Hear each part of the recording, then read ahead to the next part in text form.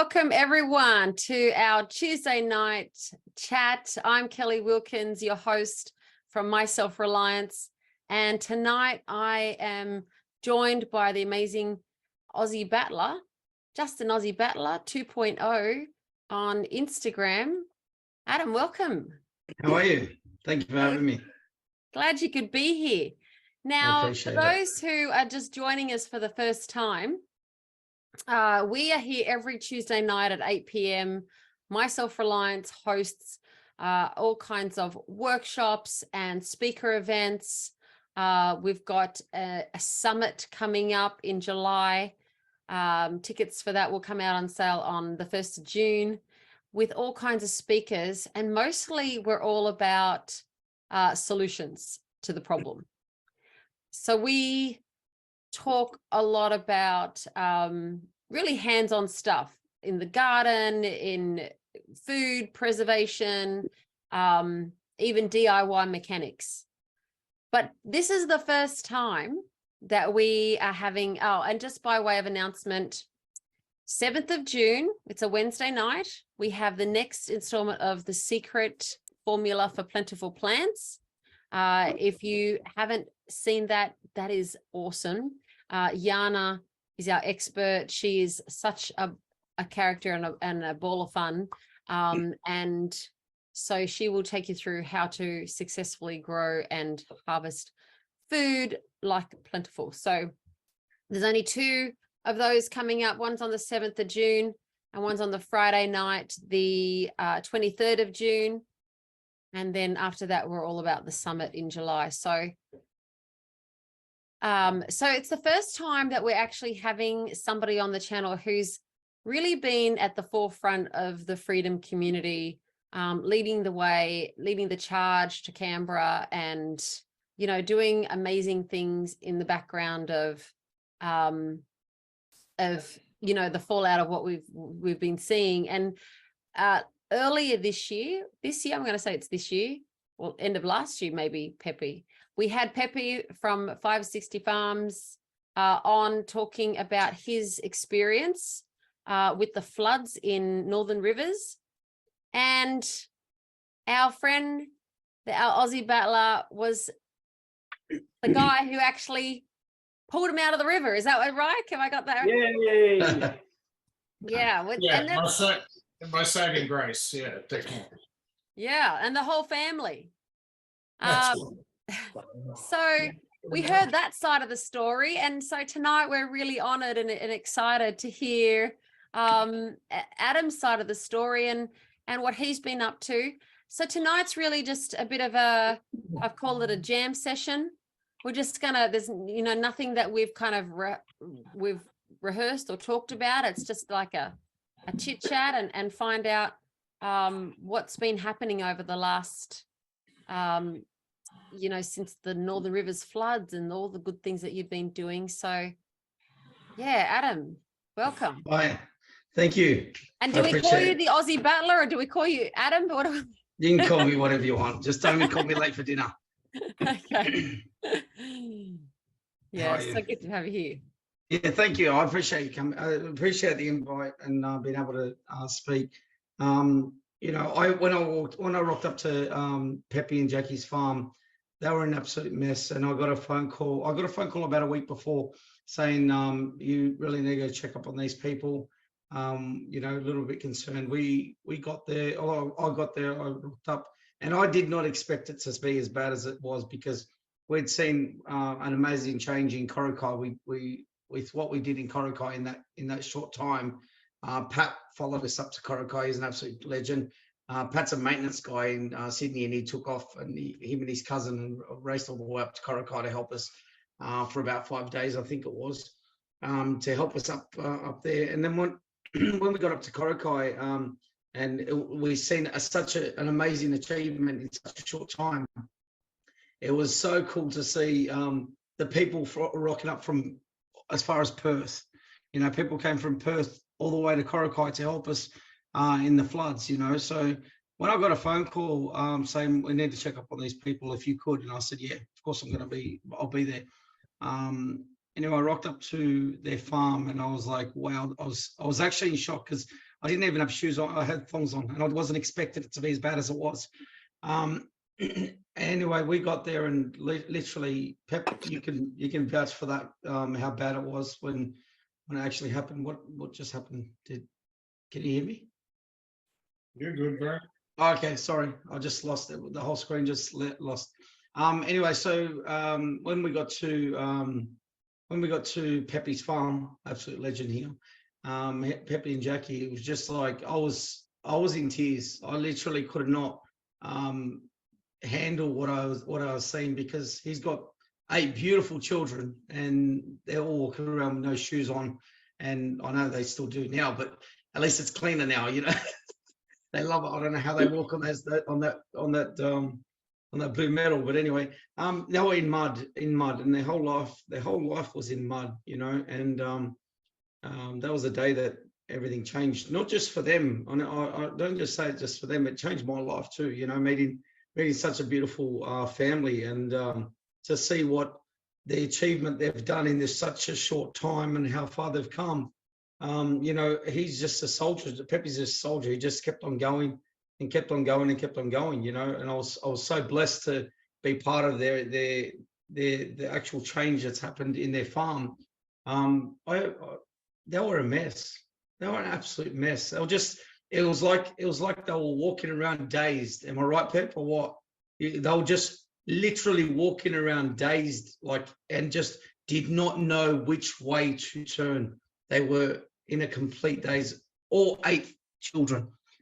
So it went well. I did a live that day, and I explained to a little bit what was going on, so we can get a bit of information, because so many people actually were told that, you know, on the news and everything, that you know, the government was in helping them, you know, and no one turned up. The government didn't turn up. So that day, I said goodbye to him. I actually left, and when I left, because I had a plan in my head what we were going to do.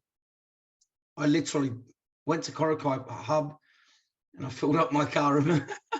I filled up my 4-wheel drive to the brim with supplies, and then I cooked them a fresh dinner.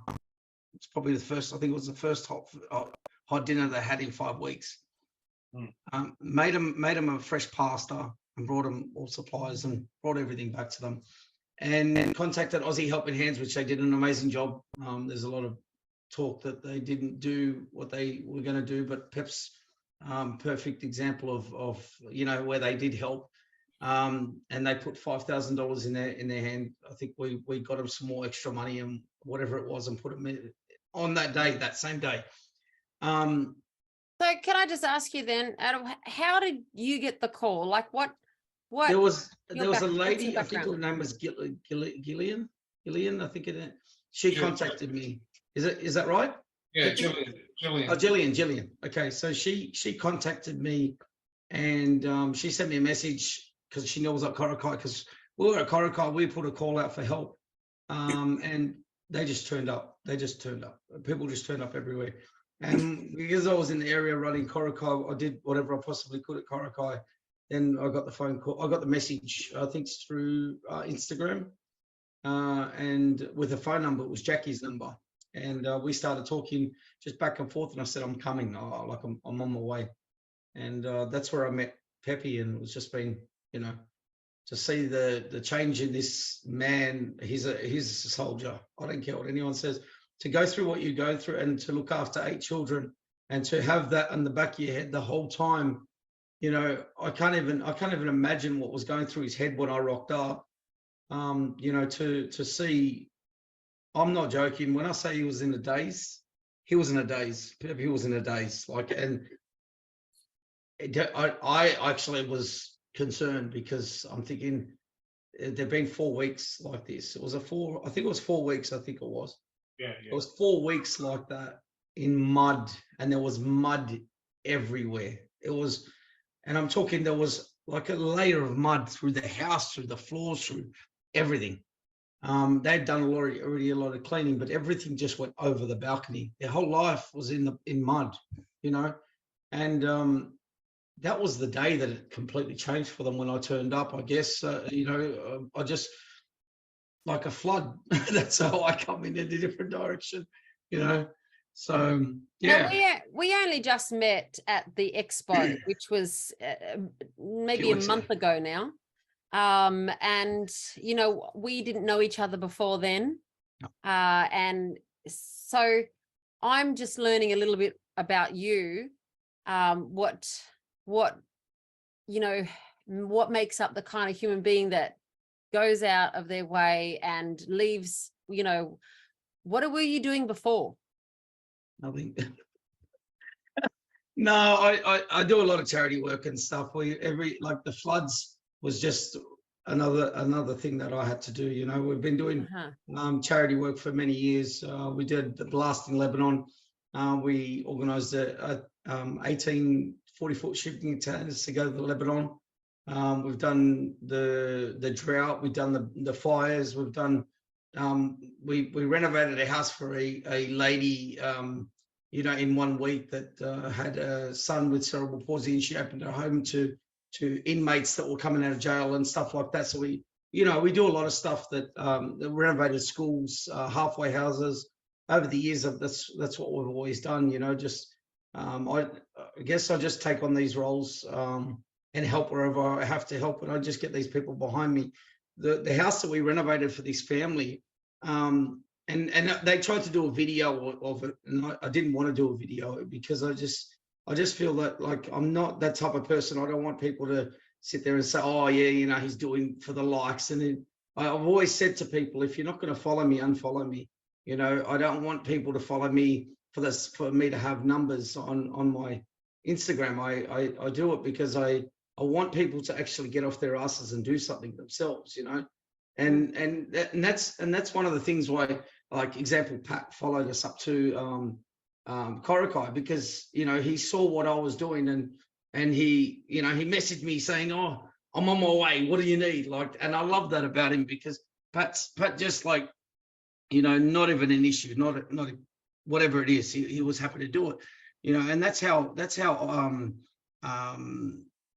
Beacon Friday started off, was because it was a conversation between me and Pat. We're just talking, and no joke, it was literally in conversation. We're just talking about it, and we go, oh, I should do a day. We should do a day where we can do something and, you know, start something for people, and, you know, to create awareness to, you know. And I've always said it, it's a drop in the ocean that creates a ripple, to create a wave, to change the world, you know. And it's one soul at a time, to actually make people change their views on helping people, giving, you know. And it's such an easy thing to do. It's actually hard work to be such a hateful person, you know. It is actually hard work. I don't know how people can have this bitterness within them, you know. And that's the reality of it. That's who we are. That's who I am. That's how I am. And that's without, I'm not trying to big note myself. I like to create awareness for people to do what I do. But that's how people catch on. They catch on, and it's a spark, and it lights a fire inside of them, and people catch on, you know. And that's how Pat, and even Nick's a champion too. Nick will, if I said to Nick, we're going to Perth right now to go and help somebody, Nick will be the first in the car, you know, and I guarantee it. And that's the same as Pat. If I needed Pat will be there, you know, by my side in a click of a finger, you know. It's really encouraging to have amazing people around you like that, you know. Yeah. And it's you know, it is what it is, but it's just Pat just. Well, let's throw to Pat for a minute. Hello, Pat. Pat, how are you? Look, if I can just talk about Adam for a second. Yes. When I decided to go up to Coraki, like, I've seen a lot of his videos go up and stuff like that. I remember coming home one afternoon, and I was pretty much in tears, and I just said to my wife, I've got to go, because where you got to go? So I've got to go up and help. And I think it was a shock to her, because she goes, like, I didn't give her a chance to pretty much say anything. And it was like, okay, well, we'll get everything sorted. But when I got to Coraki, mate, Adam had this thing, you know, wrapped up, and it was like everything was so organized. Jobs were listed on a board. So as soon as I got there, it was like straight to work. These are the houses you got to go visit. So I was pretty much take a photo, go to the house, fix the job, come back, wipe it off the board, and away we go. But it was just amazing to see how organized it was. And Adam is like, he was just everywhere, walking here, walking there on the CB radios, but he had everything planned and everything under control. So, he had jobs for electricians. He had like smaller jobs that had to be done, bigger jobs and rubbish removals. Everything was listed so neat. And he organized all that. So it was unbelievable to see that. And I never forget, the army came in the second day I was there, and they were walking the streets. So like I said, the previous day, we just take a photo of the work we needed done. We did it. We come back, we wiped it off. And the next day, the army turned up. And when I went to these boards that were at the fire station, they had it all taped off. And 3 of the army guys were standing behind there. And he said, "How can I help you?" I said, "I don't need any help. I just need to have a look at the board to see what jobs I'm going to do." He goes, "Oh, which one do you want to do?" I said, "Doesn't matter. I'm just going to take a photo of it." So these 3 guys from the army were there to tell me what job to do so they could wipe their finger across the board and say that job was done. I was like, yeah, that help could have been used elsewhere because everything was already under control. I think Adam was getting, a bit fussed with them they're almost coming to take over his work, so to speak, when everything was running so smooth already. And, we had the army walking the streets, door knocking, which everything was already sorted by Adam. So that's why I call him the one-man army, because he did everything. And everything was sorted. Before I got up there were several houses here that were holding donations from people. So I just went and picked up everything he needed, and I just asked him, "What else did you need?" Loaded up, and I was there. But everything very, very organized. Like, this should be his full-time job, just doing this, because he's great at it. He's very great. It takes a special kind of mind, doesn't it, to get your head around that kind of a project and that scale. And with people, working with people that you don't know, working in unfamiliar territory, and to have that skill, just to be able to nail that and have everyone feel confident and ready to go. Yeah, that's just a rare human being.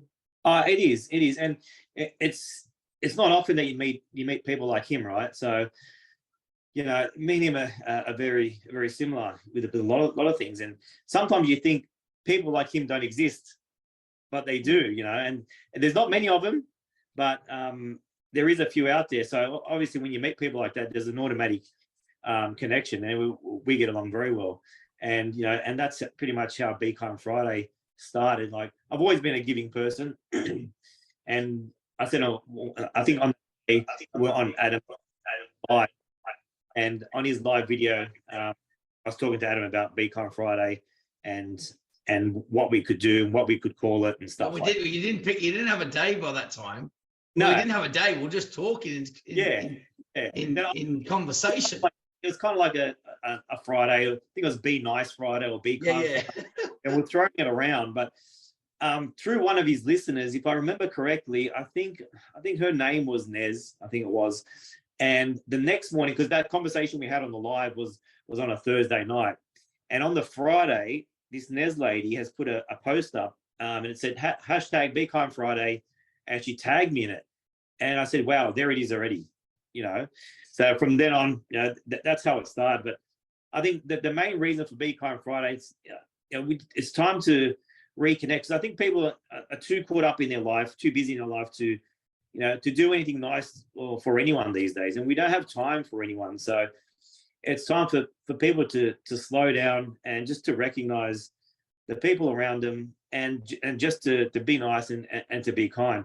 And I know it's hard for people to go up to someone and offer a hand or offer help or offer to buy a coffee.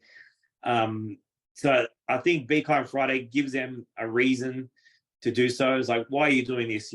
Because it's Be Kind Friday. It just makes it a bit easier for them. But I think everyone, we should be kind every day. We know that.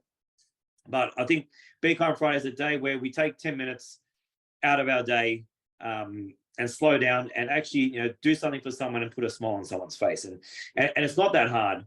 to do it all. But I think we take everything for granted, and we don't take time to connect with people. Like back in the day with our neighbours and everything else. Most of the people don't even know their neighbours these days. They don't even talk to their neighbours. They don't even see their neighbours.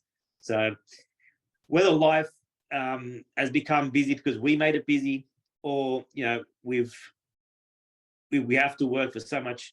We need to make so much money every week to pay for our houses, to pay for our cars.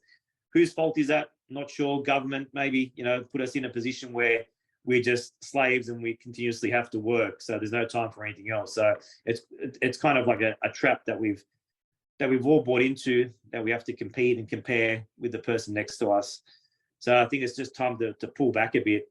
And that's where Be Kind Friday come in. And also I made some cards that makes it easy. Whoever wanted to get involved, I sent these cards out to people. So whenever you do your good deed or your good gesture, you give them one of these cards. So when they ask why, I said, because it's Be Kind Friday. So hopefully cards get out there. Look, you can use the cards to pay it forward, but you don't have to.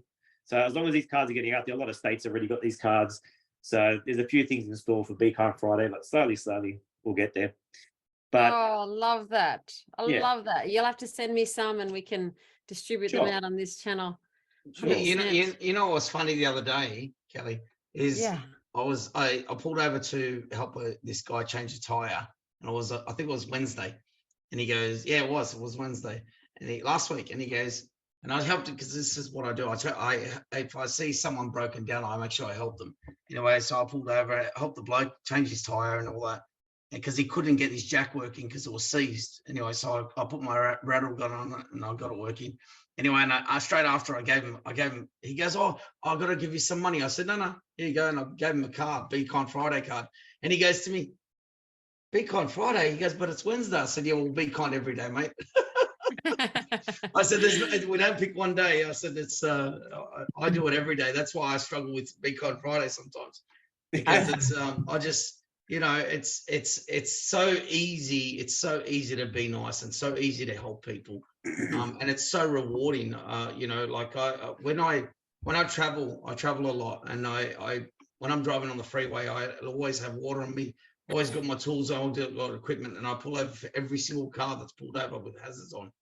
And it's something that I have chosen to do, and I've been doing it for many years. Even when I was driving my truck in the state, and I'd see in the distance a car pulled over with hazards on, I'd pull over. It's what I have to do. I was traveling down in I don't know, when was it? February, I think it was, from up north. I'm driving down, and there was 9 cars on the freeway I pulled over for in one day. And the second last car is so funny. The second last car I pulled over for, as I got pulled up, I had my window down, and I said, you guys right? And he goes, oh, you got a flat tire? He's here now. That's all I heard. And the phone, I'm thinking and going. Anyway, I jumped out, got on my tools. I said, oh, excuse me. I said, who are you talking to say he's here now? She goes, oh, NRMA. And I said, what? She goes, yeah, well, NRMA said there's a burgundy Land Cruiser that should be there before us. And it was. And they cancelled. There was 5 people that rang up NRMA, and they cancelled the NRMA because I turned up before the NRMA got there. And so the NRMA knew that you were coming before them. Yeah, because they all said that, oh, burgundy Land Cruiser turned up. Wow. I should send an NRMA bill. Adam, tell us the story of the old man that prayed. That's a full on. Tell us that one. It was a few weeks ago. I was on my way down south, and I pulled over to a man. He was literally standing on the side of the road, and he was looking at his car. So I pulled over. It was on the M7, and as I pulled over, I said, "Hey, mate." He goes, "Yes." So I said, "You're right." And he goes, 87 years old. I remember. He goes, "Oh, I've got a flat tire." He goes, "But I can't change it." I said, "Oh, that's why I'm here. I can change it." And he looked at me like dumbfounded for a second, and then he goes, "Wow," and he started bawling his eyes out. And I said, "You're right. What's going on?" He goes, "I just prayed. I just said to Jesus, I said, please, God, please send me someone to change my tire." And as he said, "Amen," in Jesus' name, amen, I rocked up. Well, that doesn't surprise me, because that's such an angel experience when you've been on the receiving end of someone helping you when you're feeling stranded. You just feel like that angel has just showed up, and it doesn't leave you. I can remember all the times that someone's pulled over to help me, and you know, it's clear as day that how I felt when someone came to my rescue, you know, and it's just such a beautiful feeling. And you know, we just need to keep paying it forward. And I love that you have that created that opportunity for people just to do that in a really, you know, sweet It's how it should be. It's how it should be. It's that easy to do, and like you said, if you're on the receiving end, you know, a lot of the time, sometimes I just buy some flowers, some chocolates, and I hand them out at the shopping center. But just that small flower, which costs $5, you know, changes that person's day. I've handed them out, and the lady's come back towards me and said, "Thank you for that. That's made my day." So it's something really small. And even sometimes, you know, when it comes to groceries, I'll always pick, you know, the elderly people to help out, and they only have small shops, you know, $60 or $70, but just paying for their groceries, the emotions that they go through them, they start tearing up. But it's not really that much, but it means so much, you know. So I think, look, I don't understand how people do not go out there to help people. That's what I don't understand. And how everyone can be so, you know, caught up in themselves and sometimes selfish, which, you know, like, I get it. We want these fancy cars and fancy houses and stuff like that. But look, to me, that doesn't make me happy at all, right? So it'll make me happy seeing a smile on your face, you know, and that feeds my soul. I'll leave that person, and that's my day made, just making them happy. So the crazy notion about it is that the more you give away, the more comes back to you. Yeah. You know, so you can't escape the law, you know, of abundance. That it's just, you're just gonna, you know, do it for the right reasons. It's just gonna keep flowing into your life, you know. And so whether you start off for doing it that reason or not, you know, it will always turn into the genuine. It can't help, but the feelings are too good. Yeah, correct. But all praise to Adam for everything that he does every day and continues to do. He's something else. Yeah, 100%. And so maybe Pat, you can fill in. Like, I asked him, what is he up to next? And you know, this guy's pretty humble. He's not going to tell me. But put it this way: when I ring Adam, this is me. Where are you? Because he's all over Australia. He might be in Queensland. He might be in Melbourne. So I don't know where he is or what he's up to most of the time. I just ring him up. What are you doing? And whereabouts are you? So he's a person that doesn't sit still. Put it that way. I can't. Yeah. I don't enjoy being in one place too long. He doesn't sleep either. And he doesn't get tired either. The genius minds, they don't. No, they live on no sleep and just love, you know. And he can drive 4,000 kilometers in 2 days, and it will take 5 days for someone else. I don't know how he does it. Wow. But he doesn't speed. No, exactly. Yeah. Lebanese coffee. Lebanese coffee. And Pepe, what's happened with you? You know, how many months has it been since all of that happened and the life change? Well, we're pushing 15 months now. Yeah. In review of Adam, that more than what he said has happened for me thanks to him. And there was a period where he came and got me back on my feet, and he did a live on Instagram. And we needed stuff, you know, he was rounding up clothes and whatnot. But then he said, I knew I needed an excavator. So he put it on Instagram. Within 5 minutes, we've got a 5-ton excavator lined up. Wow. And it stayed here for 3 months while we cleaned the whole place up. Anyway, there was another period though where I was just, I was running on adrenaline, and Adam got me on my feet and got me feeling like, there's hope. And but there was another time where I just started to go down again, and it was more so to do with the house. What do we do? There was that fear of everyone here that they're going to take the house, or it's worth nothing, or what's going to happen. And yeah, I just rang him and I said, mate, I feel like giving up, and I don't know what to do. And I don't know, he's a counselor as well, because by the end of that phone call, I have never lost a day's motivation since. And what I do, and I send him a random text now and then, because I know he's always on the road, he's always helping someone. I just say, love you, brother, thank you, and I know you won't accept it. And then he'll text back, it's all you, bro. And I'm like, bull dust. Thank you, Adam. And I just, crazy, awesome, angelic miracle stories just oozing from this guy, and he deserves, a lot of credit. No. Do you know where we find adversity, if we can find that hope and a shoulder, sometimes there's really beautiful things that can come from the down moments, right? Like, thank goodness you had your angel there, Pepe, but life changes, right? It changes your outlook. One day we're doing the mundane, and the next minute, crap happens, and then you're like, wow, if that didn't happen, what would I be doing now? What would life be looking like for me? But because that happened, I'm on a whole new trajectory, because and new friends and new outlook, and more inspiration for others. Most definitely. Like, look at the inspiration you've been, Pepe, to so many people. Oh, yeah. And another humble one, that can't talk about themselves. Let's talk about Adam. Yeah. You're doing these ones. You're starting to look like Nick. Yeah.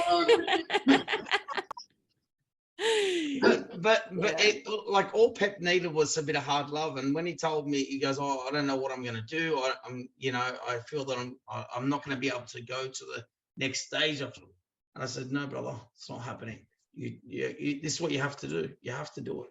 I don't care. We're going to do it together. We're going to be there by your side. Whatever support, whatever help you need, we're here for you. And as simple as that." And that's what we've done. I go up every month, pretty much, to just be by their side. Like, if they need me, I'm here, And I've been right. Blessed. I've been blessed to have met them and their family. When I rock up, their kids are running around. Uncle Adam's here. Uncle Adam's here. When I say I'm not, no joke. I've been blessed to be a part of their family, and to be a part of the what's the word? The whole process of coming out of that. I feel like I've done that with them. Like, I feel like I've been in that flood with them, because I got there when I got to Coraki.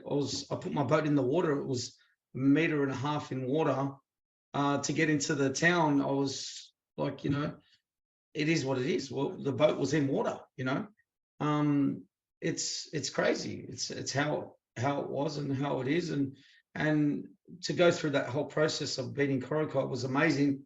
To meet so many amazing people, and to be able to help so many amazing people there, and then it was all worth it just to meet Pepe, and Jackie and their family, to go through that process, and Pat joining us, and it created a bond with me and Pat. From him to Pat turning up, just created an amazing bond between me and him, Yeah. And there were so many people that helped in the background. Like, I can't explain to you, Well, you don't do it on your own, do you, Adam? You need a team. No way. There were so many people. Even when we put out calls, we put a call out for a certain book that we needed for stage 2 electrical, whatever it's called. We needed this certain book. I got like 40 messages that afternoon. We've got the books. We're here. We're ready to go. And then all of a sudden we had two certificate, 2 connection electricians, and a machine and like they all just turned up, literally just turned up, and they started just connecting houses. Like within a week and a half, we had all of Coraki back on power. You know, while all the other towns around us was completely still underwater in a mess of mud and everything. We had machines cleaning up our whole street in Coraki within 2 weeks. Within 2 weeks of the flood, it was like Pat remembers. You drove through Coraki, and there was just like, was there a flood here? Like that's how it was. It was amazing the amount of people. We put a call out, and that people came. You know, just go back a minute and talk about, because Pat started to mention when the army turned up, then they were a hamper to the efforts, weren't they? And not just them. There was a lot of when I say these people turned up 10 days too late to assist, and they didn't even, like, I can't explain to you. They No, I can. It was a paparazzi look at me show with government officials walking around in clean clothes, wanting a photo for the camera, not doing a damn thing. That's where Pat's seen, Pat and Adam, the armies turned up so late, because it happened here. It didn't. Adam was 2 weeks ahead of any government official that went to Coraki. They focused on Lismore and they left Coraki behind, right? So Adam's done what he's explained. But then they turn up and tried to take the glory, even in Lismore. I'm sorry to be a bit negative, but I was in the middle of it. I saw it daily. So that is what you're trying to say, man. It was a joke. The rescue, the whole, look, Kelly, 2 boats were from SES in Lismore running around rescuing, just 2 boats on the actual day. But 1 boat was assigned to Channel 7 to carry around the media to get the good shot for the camera, which was live on TV. So there's only 1 boat rescuing. Anyway, I won't get too passionate, but no, we had because we put a call out for food trucks, and food trucks turned up to Coraki from South Australia, mind you. Did the authorities stop anything that you were trying to? They did after about just over 2 weeks. They stopped me being in Coraki, but that's another story. I'm not gonna get right into that, because it was a bit of a argument with the police. Can imagine. Because apparently they were complaining that I was there. Anyway, so they were just trying to stop us from doing what we're doing, you know, and we didn't need them. We did not need them. We did not need. Drought Relief Australia turned up 10 days too late, and all they were doing was drive. They rocked up in helicopters, by the way, and all they were doing was taking photos. I've got so many videos and photos of them. They even did an interview with Channel 7 or 9 or 10, whatever it was, and I had a go at them. I said, guys, can I ask you a question to the reporter? I said, you're doing footage with Drought Relief Australia, whatever they were, absolute scumbags. When the people are here, we're feeding them behind us. We've got food trucks here feeding the people. Why aren't you here interviewing the people? Like, what are you doing? What are you doing here? You know, and they literally, they had nothing. Oh, we'll interview you. I said, no. Why would I want you to interview me? I don't want my face on there. Why are you interviewing me? I said, I didn't lose my home. I said, what about the people here that are feeding? Oh, well, we need to interview the people that are doing the rescues and interview. I said, but what about the actual people that are here losing their homes?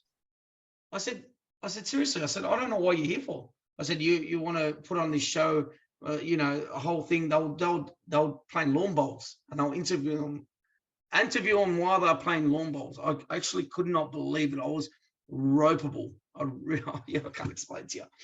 Anyway, so that's what they did. That's how they did it. And in the end, all they were doing was, every time they were doing something, they had a photographer there with them, government funded, you know, volunteers apparently.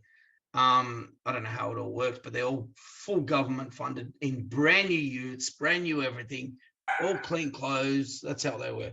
But in the end, I told them to get stuffed. I literally kicked them out of there. I didn't care. Even the army, after 2 days, I had the army working for me. They come to me and goes, Adam, what do we need? Yeah. What do we need to do? they had instructions off their superiors, whoever they were, and they literally brushed their instructions and came to me after about 2 or 3 days in. And I just told them, I said, I need you to do this, no problem. And they'd be on to it, you know. It wasn't like that, you know, for any other town. They were doing it just wherever I was. And when they got reassigned, the guys that were with me from after 2 days, and they were literally whatever I asked them to do, they did. When they got reassigned, they were spewing that they had to leave Coraki because they were so happy to do whatever. Like they wanted to do something, you know. When they go to and they told me when they were like going to another place, because they went to 2 places before they came to Coraki. Their instructions were just walk the streets and just help wherever you can help. Like, how is that organizing? You know, that's not. They should have. They're the ones that should have been in there organizing, not me. You know, and they were so happy. These young guys were so happy they had a bit of structure on who they could help. And it was so encouraging to see. And I became good mates with these guys, you know, to see them actually in there and whatever needed to be done. They didn't want that because there was a lot of footage and stuff like that of going around of these army guys just unloading a trailer. You know, I don't know if you all saw that. Yes, saw that. And to see them actually, they actually were so upset. They told me about it. They were so upset that was the image of the army, that they didn't want to listen to who gave them the instructions anymore. They wanted to listen to me. And after 2 days, they came in and said, "Ads, whatever you want done, let us know." And I gave them jobs, like literally. And that's when they just came in and just, you know, they took on board what they had to do, you know. But that's really heartwarming, isn't it? It's actually really nice to hear that there, you know, there are genuine guys who want to be there for the right reasons, and who want to help and make a difference. I mean, that's, you know, why a lot of people join, you know, become a teacher or become a nurse, or they generally have good hearts, and then their superiors tell them this is how it's got to be done. So they, you know, we're all trained. You got to follow the rules and do what you're told. But nice to see that they had enough gumption in themselves to be able to go, yeah, that don't feel right, you know, and I'm going to follow my heart. Kelly, the thing is, they joined the army to be able to be those people, you know, and like to me, if I was to join the army, I'd be joining the army because I want to help, I want to assist, I want to protect, I want to, you know, that's what I want to do. Not, you know, what they've been assigned to do is, it's actually really disgusting. You know, when we got to Coraki, and I literally drove my boat in to where because there was a part of the town still underwater when I got to Coraki. And when we couldn't get in there, so we had to put the boat in. We got into the SES, near where the SES is, and their boat's inside the shed. They got 2 boats inside the shed. And I go, what are you guys doing? Oh, we've been working tirelessly on non-stop and this and that. And I'm like, yeah, and like, are you joking? What do you mean you've been working tirelessly? Why are the boats inside your shed? Like yeah, when you've got people sitting on roofs waiting to be rescued and delivered. Come on. Yep. And like most of the rescues were done with civilian boats. They weren't done with SES. No. They were all done civilian boats. They're all done with privately owned vessels. Is that right, Pep? 100%. As I said, Lismore has 2 SES boats, and there was only one collecting people. The other one was carrying around the media, and that was in the peak of the flood. Yeah, terrible. So, now it's interesting to, you know, whether or not that happens. Sorry. Well, I'm just wondering, you know, like what we've learned from that situation, and whether, you know, if we see that happening again, you know, people are people that they're going to throw themselves in and be able to, you know, do the same again with the situation, just go into, you know, what's got to be done mode and push aside the officials and whatnot. But but interesting. We've had a few dry runs of different waves of things that we've dealt with over the last few years. So, you know, who knows what we have to prepare for next. But I think at the end of the day, and my philosophy on all of this, and I used to have it on a banner when I first started My Self-Reliance. There used to be, you could read it in Zooms. It would say, it's not how you die, because everyone is afraid of dying, right? Through COVID and things. It's not how you die, it's how you live that counts. Yeah, most definitely. And it's funny you say that, because I said that today, and I said if I was to die, like, I'm happy to die today, because I've done what I have to do. Like, if me dying helping people, it is what it is. That's it. And I said I was at my friend's place this afternoon, and I said to them, I said, if I die, I said, I'm happy to die. I said, I don't want anyone to be upset. I want them to know that I actually lived. You know, I actually want, because people are so selfish in their daily life. What Pat was saying before, they are so selfish in their daily life. All they are doing is chasing the money and chasing the lifestyle. They have completely forgot that we can actually live without money. We can live without money if we helped each other and live and supported each other, you know. And that's the saddest part of it. People aren't doing that anymore. They don't care about that. They don't care about their neighbor, as Pat was saying before. You know, that all they care about is what they can make and how much they can make and what's the best car that they can buy. And I need the biggest house. I need the biggest this. I need the best that. You know, there's so many generous people out there, and yet there's so many people that are, you know, destroying those generous people at the same time.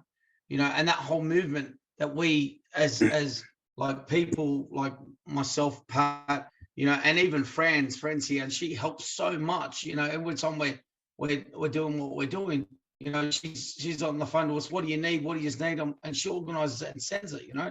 And there's so many people that want to help, and it creates.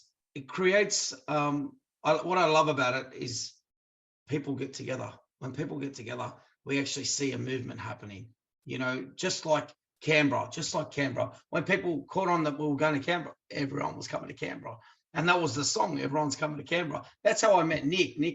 I met Nick the next day, the second day in Canberra. And he had some video footage that I wanted. And I said, I want the video footage quickly. And he was too scared to send it to me. But anyway. I said to him, man, it looks like you were gonna punch me in the face if I didn't send it to you. He goes, are you kidding me, man? That was my past life. I wouldn't do that now. You're crazy. And then I kept an eye on him to see, is he actually going around punching people or just helping people? No. And he only helped people there. And I was like, hey man, where do you live? And he said, in Sydney, in Dural. I said, really? I live in Sydney too. Let's help people together when we get back. And Adam didn't disappoint. I got to go to Lismore with him, Marulan and other places, and we got to help people. And it's just been so much fun. I feel like he's my older brother, and I just learn so much from you, Adam. Every time I'm around you, mate. You're a champion. You're inspiring. Thank you, man. No, yeah, Nick he's you know, you're a kin. You guys you're all should be with the same mother, because Nick helped me move house and was there just like, right, what's needs to be done, and just gets into it, and time and time again. So but that's how it happens, Kelly, is the fact that, like, you know, because I do all this like as much as I possibly can, people like Nick catch on and goes, yep, that's what I got to do. And like example, Pat saw me there, he came, you know, he goes, I'm on my way, what do you need? Like, and that's how it is. That's how it works. You know, it works. It's so lovely to see. It's so humbling to actually see, you know, what your infectious nature is actually doing to people, you know. And I'm not that type of person. I don't like, this is very weird for me talking about the things that I do, but I love people to catch on. That's why I say what I say. And I do short videos every now and then, sharing experiences with people, for the reason I want people to catch on. You know, I'll give you a quick example. The other day I was in coming out of Melbourne, and as I got to one of the service stations at Melbourne, it was Friday night, and I was literally standing at the service station ready to pay for the fuel. And all I saw is this guy lean over in front of me because there was two tellers. There was two, the two counters, whatever. And he leaned over and he paid for this guy's fuel. And I looked at him, I go, that's mad. Like, that's awesome. And the guy goes, what are you doing? What are you doing? He goes, mate, it's Be Kind Friday. I don't know if you've heard about it. And I swear to you, I had the biggest grin on my face. I'm thinking, this guy's serious? Like, that is so cool. And I sat there in silence. I didn't say nothing, but I'm sitting there with the grin, massive grin on my face. And this guy turns around, looks straight at me. He goes, oh my God, it's you. Adam, how are you? He goes, I follow you and Pat. He goes, you guys are legends. And I go, man, you're a champion. Thank you so much for doing that. He goes, mate, he goes, if it wasn't for you guys, I wouldn't have done this. But you guys are awesome. You and Pat are mad. I love what you do. And it was so exciting to see the movement that created out of what? Out of a conversation that me and Pat had. You know, like we're just talking about it, you know. And I got to give it to Pat. I can't take credit for Be Kind Friday at all. Pat's been pushing it and pushing it and pushing it and making these cards, and he just does what he does non-stop. And I love that about him because he's just consistently, I get tired. He consistently every Thursday, tomorrow is Be Kind Friday. Get ready, guys. You know, I love it. And I love it because it's just like, thank you for taking that load off my head. You know? Yeah, it's 100%. And so where do like, how do we follow Pat? Because I've got, how do we follow you, Adam? You're on Instagram. Yeah. Just An Aussie Battler with underscore. Aussie Battler 2.0 on Instagram. Yeah. And because if people are experiencing on the receiving end of Be Kind Friday and want to give a shout out, is there a possibility of doing that? Yeah, so at the moment, I'm trying to organize a few things over the next couple of months, but we will be starting a page on Instagram. Look, I'm not one for, same as that, I'm not one for recognition. So even with these cards, there is no details on these cards at all. So we just hand these cards and we just hope that these go out to the community. But my wife was talking about it and said, look, I think we need to start a page on Instagram just for Be Kind Friday. So if someone is a recipient of one of these cards, they can post up their story. So I might have to put something on the back of these cards now that they can either scan and go to that page. So we're looking at that in the next couple of weeks with some other things. So yeah. Yeah, it's good. It's good because people just so that they can feel part of that community. Yeah. Look, it's the good thing, like around here, because obviously around my local area, I do a lot around here. So when someone posts this card up, someone will tag me, say that's Pat, and then after my name will get tagged. But like I said, I don't want recognition for any of this. I just want people to go out there and do something, you know, and put a smile on someone's face. So, but I think it's getting to that stage now where we do need a page. So I think I will be organising a Be Kind Friday page so everyone can share their experiences on there. Yeah, 100%. Yeah, lovely. Well, you do. It is good to see because you know, it's so nice to actually see people following suit, you know, and actually doing things for people. You actually Pat understands what I mean when people actually do things for other people because of what you've done for people. It's so exciting to see. I can't explain to you, like just and people post, oh, I'm doing this, I'm doing that, and it's fantastic. You sit there and it's like, that is so cool, man. Like people are just catching on, you know. And well, it is the remedy and the antidote to all the corruption and the, you know, the upset and the anger that people are carrying around. It really is the antidote to all of that. 100%. Like I think that's another reason why too, is like, you know, there's been such a big division being brought in over the past few years, done by the government. So I think this is a way to reconnect with people because obviously, you know, the unjabbed and the jabbed, there was a big stake put through the middle there.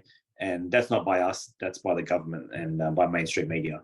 So I think this is a way to reconnect with people. We don't hate anyone, no one hates anyone. Everyone needs to be kind to everyone. And you'll be surprised the type of people you can turn around. They might be the hardest people that you know, but if they get something nice given to them or a kind gesture their way, they're more inclined to pass that forward. So yeah. So can you put in the, I don't know how you want to distribute the cards. If people were to put in the chat an address, maybe, are you able to send them out some cards? Yeah, that's exactly what I do. So if anyone wants to jump on board, like I say to everyone, I do not own Be Kind Friday. Be Kind Friday is for everyone. So if they want to help out, there's no problems. They just give me the address. I'll send them out 50 or 100 cards, express post, free of charge. And they can get out in the community, do whatever they do every week, and just hand them out as they go. So slowly they'll trickle through. So we've got a few people in Melbourne, a few people in Queensland that are already doing that, so which is great, and a few people here in New South Wales. So the more we get out there, the better. But yeah, if just to send me your address, your details, and I'm happy to send some out, no problems at all. So if you're watching the replay, then you can add a comment and contact me, and we'll forward the details on. If you're watching live and you want to type in your chat, and Pat will send that directly to you. Yeah, which would be awesome. Or you can send me a message. My Instagram is just Pat_Jim is life. So you can just send it through there, and I'll get it out to you. It's no problem. Beautiful. Pat_Jim is life, and just _An _Aussie _Battler 2.0. That's where you'll find these guys. Can I just say something, Kelly? Yes. Something about Pat that a lot of people don't know. If you're sick and you're anywhere in Australia, Pat will send you medication within 24 hours, free of charge. Yeah, wow. I know, and I'm not Little like lifesaver. literally. If you're in Perth, within 24 hours you'll get your medication that you need for free.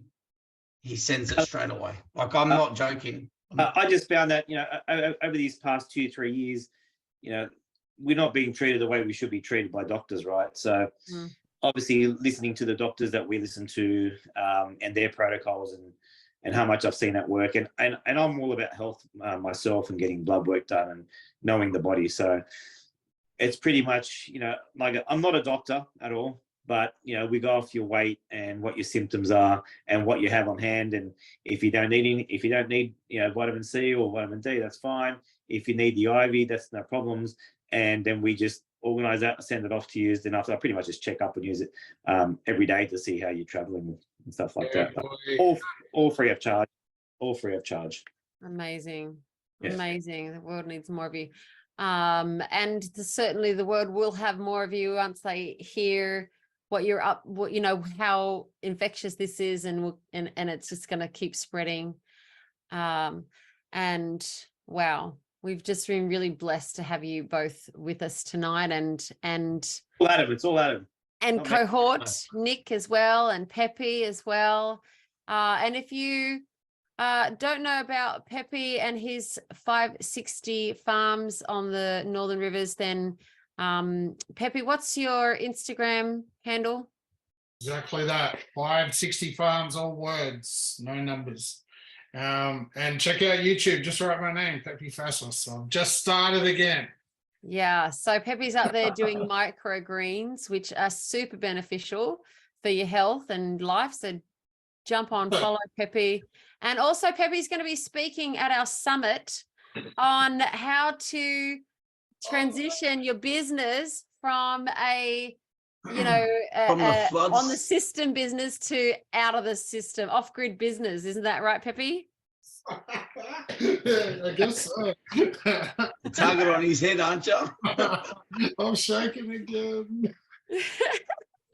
Pepe, he didn't think that he had something important to share, and we all know that's not true. So with great hesitation and applaud, we are going to bring him onto the summit, because we really need that wisdom, because you've been through it, and so many businesses need to know how to transition and get out of the system. This is really important, and that's what we do here at My Self Reliance. And if you know of anyone who has skills and we need them to share them, then but don't know how to necessarily market themselves or get out there in the public, then talk to me. This is what I do, is I buddy up with people and promote people and get the knowledge out, because it's the knowledge that is being lost, the old remedies, the old ways of doing things, that technology and that new, fast pace, just, they want to destroy all that old, good, really nutritious knowledge that we all need. And so that's what my self-reliance is all about. It's not like being by yourself. It's like being community, being together, and we're going to be stronger together. That's cool. Yeah. Can I just say, Kelly, we're still taking donations. Yeah, we're still taking loads up to Lismore and surrounding areas, to the Woodburn hub. They've still got that. She was still running that. And so if anyone has clothes, I don't want clothes just in bags. I don't want that. I want you to have them washed, folded, packaged, labeled, and done properly, because I won't accept it. I'm not trying to be rude, but don't give me a bag full of dirty clothes. Just forget about it. If you have clothes for children, or shoes or whatever it is, even furniture, we can still take furniture and stuff like that up to the. I've got a container sitting at my place in Dural at the moment, that we're like slowly putting stuff in on a weekly basis, so that when we do a load up, we just drive straight to the one spot, load it all up, and then leave. I've got a friend of mine, John, who gives me his truck whenever we need it, and we load up the truck. We're going to be doing a load very soon. So if anyone's got any furniture or beds, please don't give us rubbish, because I won't accept it. I'm not there's no way in hell that I'm being rude by saying I will not accept it if it goes straight on the burning pile, because it's not fair that you're trying to get rid of your rubbish to give it to somebody else that is in need. They deserve to be treated properly. So it's very important to have the right stuff. And if you're not gonna leave it in or sit on it or sleep on it in your own house, then I don't want it. So if you're doing it to update or to get bigger or whatever it is, that's fine. And if it's still good, we will take it. But please, the clothes have to be packaged properly. They have to be labeled, and they have to be folded and done properly. Otherwise, I won't accept it. But we are still in need of a lot of stuff to send up to Lismore. Wow, that's awesome. Can you put in the chat some way of if we have those items that we can donate them? How would you like us to contact you? Oh yeah, they could send me a message on Instagram. Mm-hmm. Just An Aussie Battler 2.0 _ all the way through. And yeah, just or they can message you, Kelly, and then you can send them my way if you need to. Yeah, we'll put a call out on the Telegram group as well, on the My Self-Reliance chat group. And I'm sure you'll get lots of donations coming through. It's people are a little bit out of mind, out of sight, out of mind, and so they've probably forgotten that there's the need still there. So thank you for pointing that out. There's still a massive need there, because people are, they were left and high and dry, as Pep would sit there and agree completely with me. The government left them, and that's one of the reasons why they wanted me out of Coraki, was because they didn't want the help. The government didn't want us there helping. It was too late. We'd already done what we had to do. We got them completely on dry land and fixed the place. Every shop was open by the time we left. Within 2 weeks, I had every single shop in Coraki up and running, and there was at least 80% of the people were back in their homes, with beds, with we got air mattresses and whatever needed to be done. But it was just putting those the call out for those people to assist was just, it was so amazing. The people that just out of I can't explain to you. When I say from Perth, I seen them in Canberra, and they drove from Canberra to Perth. We put a call out when we got to Coraki, I did a live with Hoodie, and me and Hoodie put a call out. We need men on the ground. We need foot soldiers. And 2 to 3 days later, I'm looking at these people. I'm going, don't you live in Perth? Like, how'd you get it? We got to Perth and we turned and came here. And I was like, are you joking? Like, they drove 3 days to get there, you know? It's so overwhelming at sometimes because, you know, we put a call out for food trucks to serve food for people, fresh food for people, not just sandwiches. People were that's all they were getting for, you know, and we had a food truck sitting there. Literally, we had 2 food trucks turn up and they were cooking food flat out for people, you know. It wasn't hard to do it, you know, and to see people the government wanted you out of there. Sorry, who is that asked? What do you mean the government? So the government didn't want us there because we actually made a change in the place. They don't want them there either. I don't know who this person is that's asking the question. I'm sorry. I'm sorry. I don't know who it is, but yeah. With what was happening in the flood, I don't know if you know what happens in the floods, but a lot of it was created, manipulated weather to create the rain, which we fully believe. And they didn't want them there. That's why. Hi, Dion. Yeah, so I'm not sure if you know much about it, but they didn't want us there helping the people because they sent the army in to do nothing. They sent the Drought Relief Australia in there to do nothing. They sent the Red Cross. They sent everything in there. The Red Cross was sitting there taking donations all over like Australia to collect money. And what did they turn up with? Some canned food. You were lifting morale, bro. That's what we had to.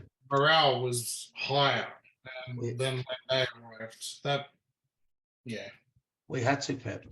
I know. Well, you certainly lifted mine, but that wasn't what. It was just very low vibe when they were around. Oh. Yes, I shouldn't say, but I've had some not nice words to say to people who want to collect money since then for these kinds of funds, and I'm like, no. We know where the money goes and we know where the money doesn't go, so we'll just put the money where we know it's going to go. So the thing is, when I tell people to, if they'd like to donate, it's not just like 20% of the money's going to the people. It's 110% because I'm paying for my own fuel to get there. You know, I bought a boat to go. I literally bought a boat the day before the heading up. I bought a boat and I took off up there. I did the boat wasn't even in my name yet. I bought a boat to go there because people needed, and we didn't just do that. We loaded the boat up. Mick the truckie, we met at Central Coast and we loaded the boats up fully with supplies and we took off, you know, and that's what we had to do. We had to do it. Like, it's not, you know, yeah, I don't know. I don't think no one understood how bad it was there in Coraki. Like, when I got there, most of the houses were already gutted, like emptied out. But we had people that had no water, no electricity, no windows on the house. So we had to set up tents inside the house with an air mattress on the floor because there's mosquitoes everywhere. That's how they were living. Yeah. So I think people understand how bad it was. They had nowhere else to go. And every night, that's how there was no power, no water, in a tent inside their house with an air mattress. That's how it was. Well, and anyone only heard about Lismore, right? There was no talk of Coraki even. Yeah. Yeah. So you know, and Coraki is not next door to Lismore. There's quite a distance there. Yeah. What is it? 25 minutes? Yeah. About 25 minutes. So then what other towns were surrounding that were also affected? So Woodburn, Broadwater, what else is around the side? I've gone a bit blank. Casino was a lot higher, so it didn't get affected. But so anything south of Lismore, basically. Lismore's the bowl that collects all the water and everything just went south. So Coraki next, Woodburn, Evans Head, Broadwater, yeah, all that area. I've forgotten the names. Yeah, like what we like. It's crazy. You look at Woodburn, and there's still houses that are completely gutted in Woodburn, and even in Coraki, there were some of the houses the people are still living in their caravans out the front of their house because the government did not help them one little bit. They did not, they didn't. How do you say it? They bought them a caravan, and that's all they've done. That's all they've done. They've helped them get a caravan because they know that they can hook it up and tow it away. Yeah. Because they don't want them there. They don't want them there. They can't control them when they're living, self-reliant in a way. Do you think that area was hit because people are already awake and aware? Big time. 100%. Yeah, the most switched on area you could possibly think of. It's the Northern Rivers. And that's why people dig in, don't they? And that's why they haven't left, because they're like, well, but it does take a toll, right? So, without your morale boosting people, a lot of people would have given up. Yeah, but like Adam said earlier, we didn't need any government. We didn't need any authority. We were doing it ourselves. Well, these guys were doing it. They just had to screw it up. We had the army turn up here and they were not allowed to lift the fridge because the milk might fall out that had gone rotten in there. And, stupid stuff. Sorry, I'll laugh. There was a snake in Jackie's hair salon and they all ran out screaming. And they said, we're not allowed to touch the snake. Wow. What are they trained for? Seriously. Exactly. Anyway. Crowd control. That's what they're training for. Now I'm actually from north of Lismore. I'm actually grew up near Nimbin. Nice. And then on the other side near Wollumba. That's where I grew up. So yeah, it's beautiful part of Australia if you haven't been there. Yeah, it is nice up there.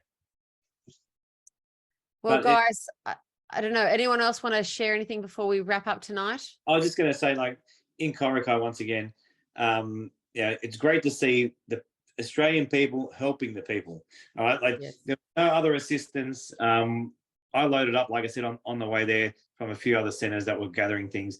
But when I got to the fire station there, that thing was jam-packed full of donations from everyone. And it was just amazing to see. And the car after car unloading all day long, dropping off stuff. And I was like, we don't need anyone else. We just need each other. That's all. Yeah. There was an older guy, sorry, quickly. He turned up, I think he brought 70 or 60, or I think 60 or 70 pressure cleaners, generators. He brought it out of his own pocket, by the way. Yeah. He kept on doing loads and he's like, yeah, I'm just here to burn another load. In his trailer and his car was chock-a-block full every day, just running back and forth from Gold Coast, mind you, not from, because he couldn't get anything from the area. So he kept on running back and forth with loads of gurneys, generators, pressure cleaners. Like, I'm not joking. And he just kept on. And I'm going, is this guy serious? Oh, where's he come from? And he literally said, he goes, we know you needed it. You put the call out, so we're here. And that's the best part of it. That's the most encouraging part of it, because when you, as I've said it a number of times, when you actually put a call out and people know you're there doing what you're doing, there's not even a doubt in their mind they're on their way. And that's good quality people, by the way. There's a lot of grubs out there sitting on their couches just going, oh, these poor people. No, sorry. Like, don't sit on your couch and just say, oh, good on you. I don't want your praise. I don't want you to say, oh, that's so good of you. Get off your ass and do something yourself. As I said it how many times, we don't need money to function. We don't need this to function.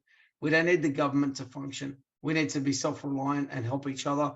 And that's how we should function. Simple as that, So. Wow. So Pepe, what's the mood there like now, 15 months on? Lismore? Yeah. I'll put it this way. I used to supply 12 restaurants and now I supply one. I've just picked up the second one. I supply the local supermarket, Spa supermarket, and the town's busy, but they're still rebuilding. There's cars everywhere, but 50% of the cars in town are tradies still. The vibe's low. I'm going to be honest. I had to say this on ABC radio, and I think they wanted me to say something positive, but I was live, so I just let it out. And a lot of people wrote to me later and said, "Good on you. We need to hear that," because everyone's moved their business to Lismore Square. I don't know if you remember. And that's it. That's it. No one wants to open up in the CBD anymore. I've got friends that are shutting down soon and going back to Kyogle. But yeah, that's the truth. It's pretty dismal still. Yeah, it's pretty hard, even for the, the toughest, to kind of want to. It's like ending a bad marriage, isn't it? It's like, do I get married again? Am I really ready for this? There's a lot of and I've been there, and it takes forgiveness, and so you're like, I'm not going to forgive the government that easily, so you don't want to be burnt again. That's rough. And but that's why we're so pleased that you're sticking it out and showing people that there is light at the end of the tunnel, because we need the more people that can do that. It holds everyone else together. So we look forward to hearing you at the summit, Pep, because hear more of that. No worries. And I guess people. Someone asked in the chat, like, who's leaving and who's staying. I guess the people that are leaving, I guess there'd be a mixture of kind of awake and not awake. Do you think, or is that in Lismore? Are you talking to me? Yeah. Who's leaving? Who's left? Andrew asked the question, have people left the area? Yeah. Oh, yes, they're selling up and going, but we know and have friends that are buying up and moving in because they think like us, and if we become the discontenters of this system, then so be it. Lismore will be the city of that. So, I mean, I set up my business. I had an audit today, literally, from Byron Farmers Market, just to check on my supply and quota and say I'm a genuine supplier of what I say I sell. So he's there, he's looking at me like, wow, you've done all this, and he's taking photos. And I said, he goes, good on you. I wish everyone was doing this. And thanks to Adam again. And this is where it all comes together. But it's like, okay, if it doesn't flood again for another 5 years, I can get back the savings I had. I can live the life I want to, and basically finish my kids' schooling. We homeschool them. We can just live the dream we had. And then if it floods again, okay, we'll make a decision. But yeah, I don't want to go there. That's how blinkered I am now, and how many I wish would. It's like, okay, didn't that flood teach you you could have died that day? And that is what has sunk into me. Oh, I got a bit passionate. Sorry, Kelly. I know we're trying to wrap things up, but yeah. Oh, man. Adam, I thank you, Adam, just an Aussie battler. Nick. Yeah. Yeah, just everyone that's here tonight. You're lucky Nick's not under your couch right now. I wish he was. Very soon I will be under your couch.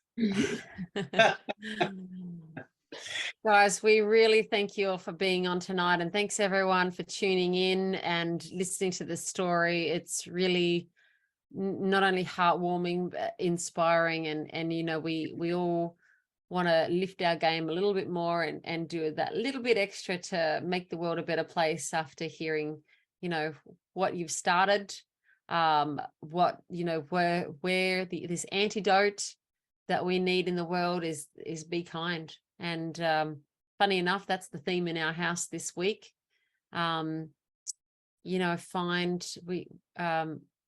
Jesus taught that do unto others as have you had them do unto you, and that's the golden rule.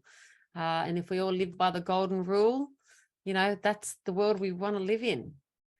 So Amen. Amen. All right. jump on to the links. We'll put them below. Guys, put your, I know we've said it a few times, but if you can just type them into the chat, that will be very useful. Just type yours in. Yeah, Adam, pop yours in. I already put mine in the chat earlier. Do you want me to do it again? Yeah, that'd be bad. Cool. Kelly, what's the best way to get those cards? Is it easy to go through you, or? It's probably, since you're on tonight, just let Pat know your address and he'll send them straight out. Yeah, 100%. Where do I do that? What's the best way to do that? Pat will put his Instagram in, or just send me a message. Adam, Or can just you type it up for private. me? Yeah, type my just Instagram Yeah, in. I'll do it now. Thank you. And then Andrew, just privately send Pat your address. Yeah, and your details, and I'll send them through. No problems at all. Mm-hmm. How do I do that? And I'll send it to you. I'll show you in a minute there, Andrew. I don't see Pat's.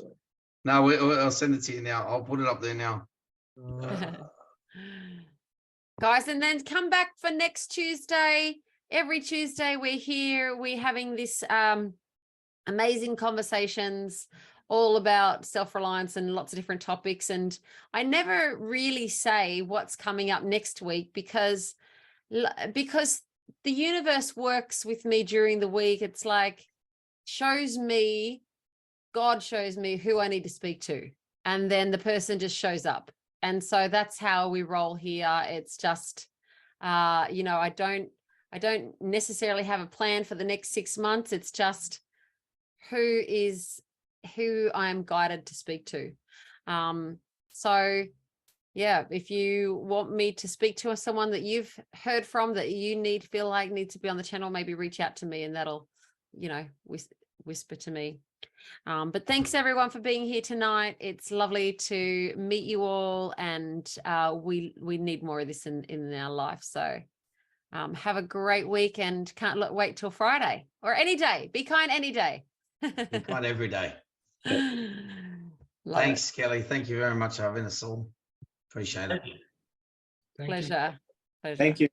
Yeah, thanks for that. That was great. Very inspiring. Very Champion. nice.